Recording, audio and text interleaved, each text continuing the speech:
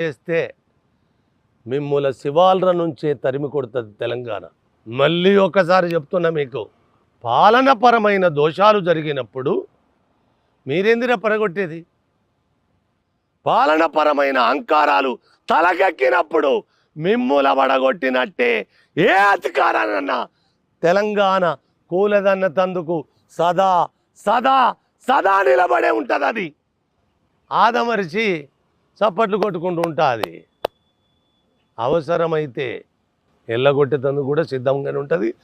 ప్రజల పాలనన్న కాంగ్రెస్ పార్టీ కూడా, రేవంత్ కూడా, ఇది అశిదార వ్రతం. రేవంత్ కత్తి మీద, కత్తి మొన మీద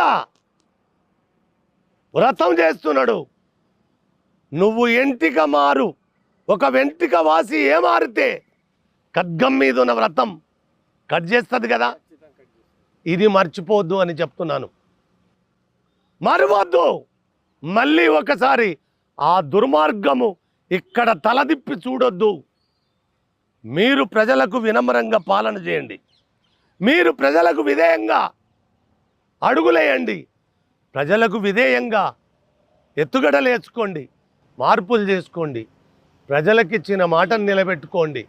మిమ్ముల ప్రజలు ఎప్పుడు తల మీద ఎత్తుకుంటారు. ఇది నేను మీకు ఎంతటి విశ్వాసం ఉన్నదో, మీ పాలన 5 ఏళ్ళు కాదు చెప్పింది కదా 10 ఏళ్ళని. మీరు 10-12 ఏళ్ళు పార్లమెంట్ సీట్లు గెలవండి.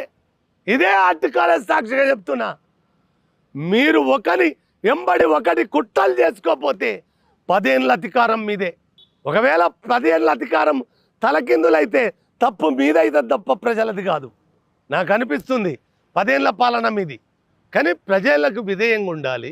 ప్రజల పాలన పరమైన ప్రజల హితం కోరాలి.